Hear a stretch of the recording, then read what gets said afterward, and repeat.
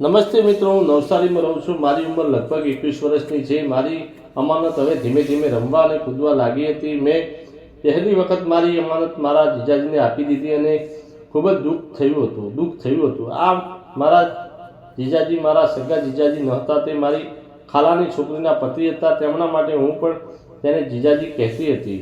હું જોવામાં ખૂબ જ સુંદર હતી. તે મારાથી 3-4 વર્ષ મોટા હશે. મારા ખાલાની ફેમિલી ગામડામાં રહેતી હતી અને આ વર્ષ મારા જીજાજીએ કોલેજમાં ફાઇનાન્સ પર કમ્પ્લીટ કર્યું હતું. એટલે જીજાજી વેકેશનનો આનંદ લેવા માટે અમારા ઘરે નવસારી આવ્યા હતા. જ્યારે પણ જીજાજી મારા ઘરે આવતા ત્યારે મારા પપ્પા અને મમ્મી ખૂબ જ ખુશ થઈ જતા. જોવામાં ખૂબ જ સુંદર હતા અને તેની બોડી પણ ખૂબ જ ફિટ હતી. તેણે પોતાની સુંદરતાનું ખૂબ જ ધ્યાન આપ્યું હતું. જ્યારે જીજાજી મારા ઘરે આવ્યા તો તે મને જોતા જ રહી ગયા અને અમે બંને ખૂબ જ વાતો કરી.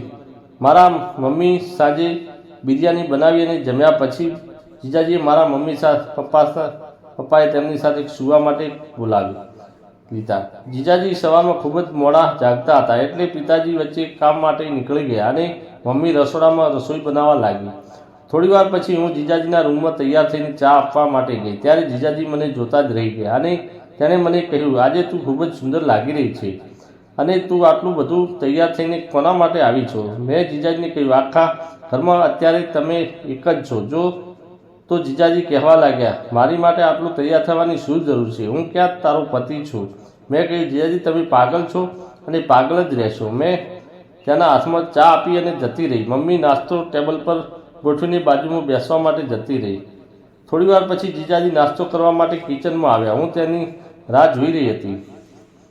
જીજાજીને મેં મારી અમાનતના દર્શન કરાવ્યા, કારણ કે હું જીજાજીને ફસાવવા માંગતી હતી અને હું તેની પાસે મારું કામ કરાવવા માંગતી હતી. જીજાજીએ મારી અમાનત જોઈ અને પછી તે મારી આંખોમાં જોવા લાગ્યા અને ત્યારે મેં જીજાજીને એક આંખ બંધ કરી દીધી અને જીજાજીએ કહ્યું, તું આ રીતે ન માર, મને લાગી જશે. પછી અમે બંને હસવા લાગ્યા. હું નાસ્તો કરતાં કરતાં તેને જોઈ રહી હતી, એટલે મેં જીજાજીને પૂછ્યું, શું તમે દૂધ પીવા માંગો છો? જીજાજી ડાઇનિંગ ટેબલ પર જોવા લાગ્યા, પરંતુ ત્યાં દૂધ નહોતું. એટલે જીજાજીએ કહ્યું, હું તો દૂધ તો પીવા માંગુ છું, પણ અહીંયા દૂધ ક્યાં છે?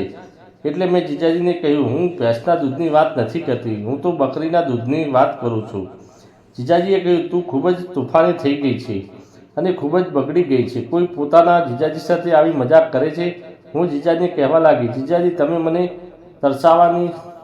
તરસાવીને પાપ કરો છો. હું તમારી સાથે થોડો સમય એન્જોય કરવા માંગુ છું. પ્લીઝ એક વખત મને હા પાડો. પણ મારા જીજાજી મારી વાત ન માનતા અને તે તૈયાર ન થયા. જમ્યા પછી અમે બંને પોતાના રૂમમાં જતા રહ્યા.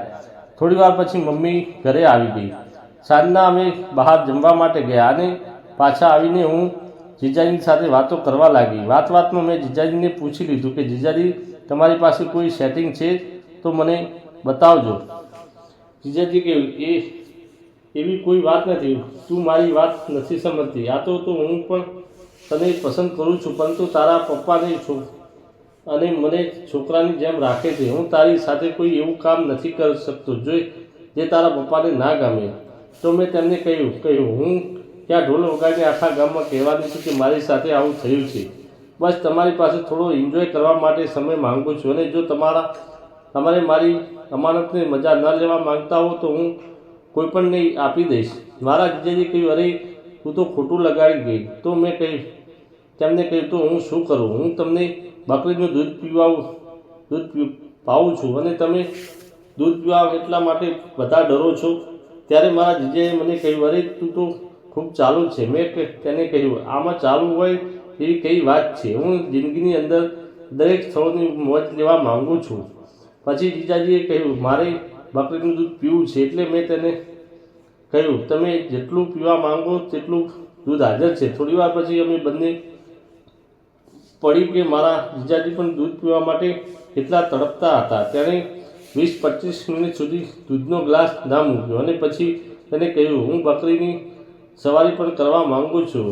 મેં તેમને કહ્યું, હું તમને સવારી કરવા આપીશ, પણ એક શરત છે. હું જ્યારે પણ કહું ત્યારે તમારે આવવું પડશે અને મારી વાત માનવી પડશે. મિત્રો, વિડીયોને લાઇક અને ચેનલને સબસ્ક્રાઈબ કરવાનું ભૂલશો નહીં. વિડીયો ને પૂરેપૂરો જોવા બદલ તમારો ખૂબ ખૂબ ધન્યવાદ.